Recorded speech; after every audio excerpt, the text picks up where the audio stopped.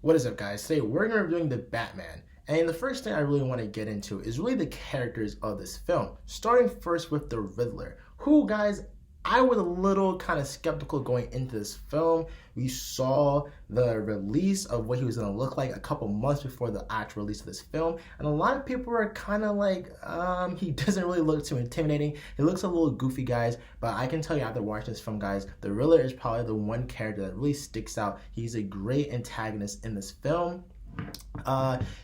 His motive, his desire to read out corruption and greed and expose, dirty secrets. Everyone has their own dirty secret. And really, I really love his motive. You understand that there's a person who has a troubled past and has this sick sense of morality where, he feels like it's his duty to expose all the corruption in the city Gotham. Although he goes about it in a really, kind of terrible way, where people unfortunately have to lose their lives. But no, guys, the Riddler was a fantastic villain in this film. The mind games he plays, the riddles, the cat and mouse game really that we see between him and Batman is something that's really, really interesting. And Paul Dano plays the Riddler. So shout out Paul Dano, did an amazing job as the Riddler. There's actually a specific scene where I was like, wow, he really killed this scene.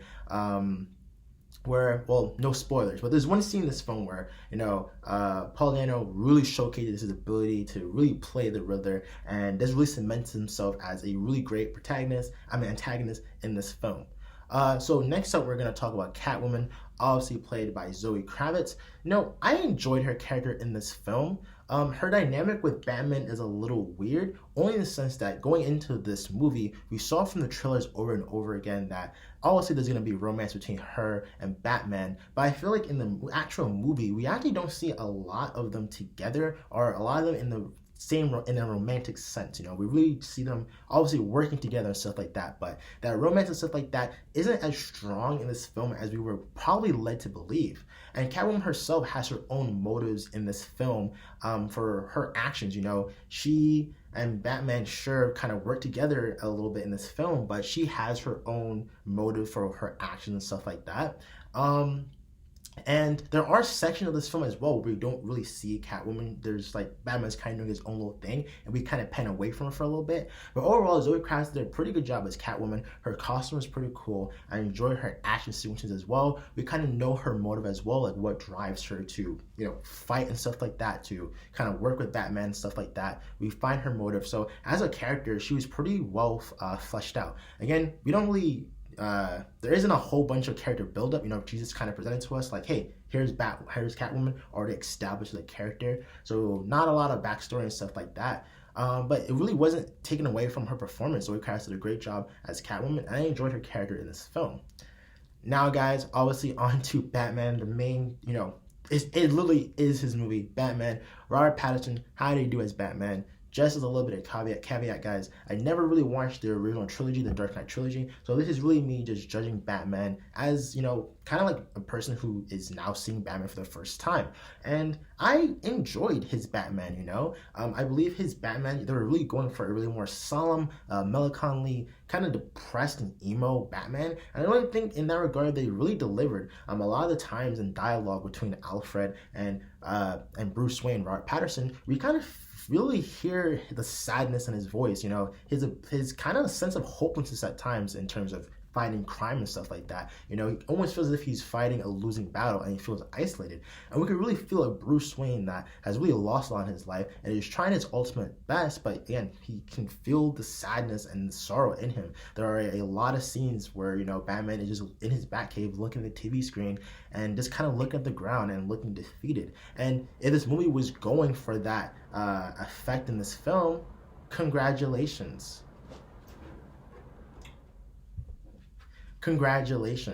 So yeah, in that regard, this movie hit the nail on the head. I think Robert Pattinson did a really good job as Batman. In terms of Bruce Wayne, they were going for a more melancholy, sad Bruce Wayne. I think Robert Pattinson delivered there as well. In terms of his bat suit, looked pretty cool. Guys, and the soundtrack in this film goes absolutely crazy, guys. It is so good. Anytime we have those high climax scenes where Batman is fighting, either whether it be Penguin or some of his henchmen, guys, the soundtrack is so beautiful. It's so good, and it really, really, makes you look forward to the next fight scene as soon as one concludes. So Robert Pattinson, thumbs up. Did a really good job as Batman. Delivered a really sad, melancholy Batman, and that was what they were going for. Now, on to things about the film, the plot. Did I like the plot? Did I not like the plot? Then the plot was pretty good, guys. Again, I kind of touched upon it a little bit before, talking about the Riddler kind of wanting to, read out the corruption and greed and expose a lot of the dirty secrets within Gotham. I really like that plot line as well. I also like the cat and mouse game that we have with Batman. Once you think that you know what's going on and what the point of what Riddler is doing, then a new twist comes in and then you start all over again. So as a viewer, it's frustrating to, when you think you know what's going on, to have that just washed away. And it makes you kind of connect to Batman because, Batman is the one who's actually in the film trying to work this case. So if you're frustrated as a viewer, you're also frustrated, and you can only imagine how frustrated Batman is. So you as an audience kind of go on that roller coaster as well. There are times where you're frustrated, you think that you know what's going on, and then bam, you don't. But in that way, it makes you feel more connected to Batman, who's also going through that, firsthand. It really does take you on that journey. Only thing I will say, guys, about this plot is the fact that there isn't really a resolution in this film.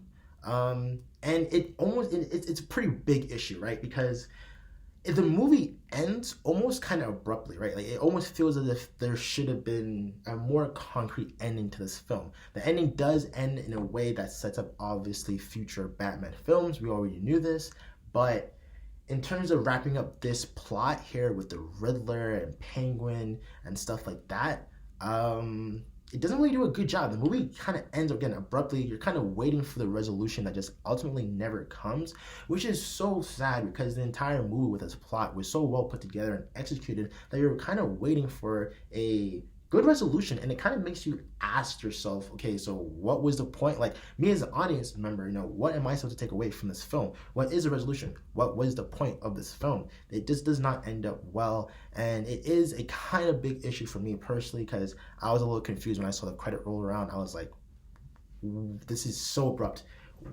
This ending is not really concrete and clear. What was the takeaway? So you put all that effort into building a great storyline just for it to kind of come unravel towards the end and not have a good ending. But again, we are set up for future Batman films, which was a plus, guys. Also, I forgot completely to mention Penguin as a character. Fantastic. Also really phenomenal as the Riddler. Penguin plays more so of a backseat role in this film. Riddler is the main protagonist, but Penguin is still a great character in this film. Guys, like, I enjoyed his character. Witty, kind of no nonsense, kind of like gangster and stuff like that. Yeah, he was a great character, guys. And last but not least, I guess the action sequences of Batman, they were well put together. They feel very brutal and rough, especially when, Batman's elbowing or stomping on people. But I will say there are some scenes that are a little bit deprived of logic, but what can you do, guys? And this kind of be me nitpicking. I'll give an example. Bunch of 5 henchmen shooting Batman with shotguns. Shotguns clearly aren't going through his body armor. You would think that some of them would say, hey, let's aim for his head. No one ever does that. We almost kind of get that at times in the film, but it takes a good hour or 2 hours, almost 2.5 hours of the film before the bad guys are like, hey, let's try shooting him in the head and not the body that's clearly bulletproof, as if we haven't learned that from a long time ago, guys. But other than that, guys, I think that Batman was a great film. Definitely well worth the hype. Great storyline. Great Batman as Robert Pattinson. Great cast as well, guys. If I had to rate this movie 1 out of 10, I'd give it an 8 out of 10. With a lot of its drawbacks kind of coming from that ending, coming from the fact the resolution just really didn't feel like it was there. So with that, guys, if you have seen Batman, let me know in the comment section below. And of course, thanks for watching, guys.